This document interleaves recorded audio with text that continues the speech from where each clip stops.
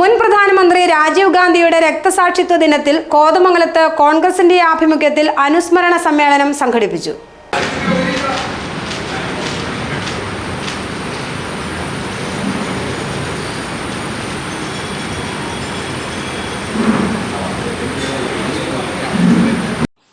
Congress block കമ്മിറ്റിയാണ് രാജീവ് ഗാന്ധിയുടെ രക്തസാക്ഷിത്വ ദിനാചരണം കോതമംഗലത്ത് സംഘടിപ്പിച്ചത്. ഡീൻ കുര്യാക്കോസ് എംപി ഉദ്ഘാടനം നിർവഹിച്ചു.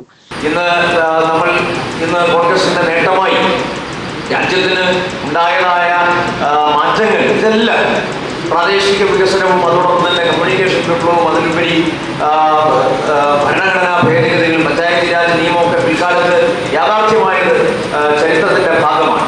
അപ്പൊ ഇങ്ങനെ എല്ലാ കാര്യങ്ങളിലും നമ്മൾ രാജീവ് ഗാന്ധിയോട് കടപ്പെട്ടിരിക്കുകയാണ്. ആധുനിക ഭാരതം അതല്ലാതെ ഇന്ന് നരേന്ദ്രമോദിയും BJPയും ഒക്കെ എല്ലാം അവരാണ് ചെയ്തത്. 2014 ശേഷമാണ് ഈ രാജ്യം സ്വാതന്ത്ര്യം പ്രാപിച്ചത് എന്ന തരത്തിലുള്ള തെറ്റായ വ്യാഖ്യാനങ്ങളാണ് അവർ നൽകിക്കൊണ്ടിരിക്കുന്നത്. അതെല്ലാം അസ്ഥാനത്താണ് എന്നുള്ളത് ചരിത്രം പഠിക്കുന്ന ഏതൊരാൾക്കും മനസ്സിലാക്കാവുന്ന കാര്യങ്ങളെ.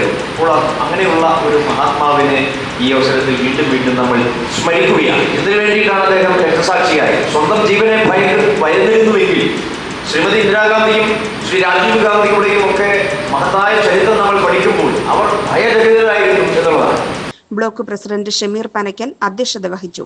AG George, KP Babu, PP Uduppan, MS Eldos, AB Abraham, PAM Basheer, MA Kareem, Eldos Keecheri, Anoop Kasim, Sunny Velookkara, Noble Joseph, Sathar Vattakkudi, Anoop Ittan, Bhanumathi Raju, PC George, Shymol Baby, PS Najeeb, George Varghese, MV Reji, Vinod Menon, Sunny Varghese, Suresh Alappatt, Nasar Vattekkudi, Mathai Kottakkunnel, Saleem Mangalappara, EH Alikunju, Abi Varghese എന്നിവർ പ്രസംഗിച്ചു. GTV news, Kothamangalam.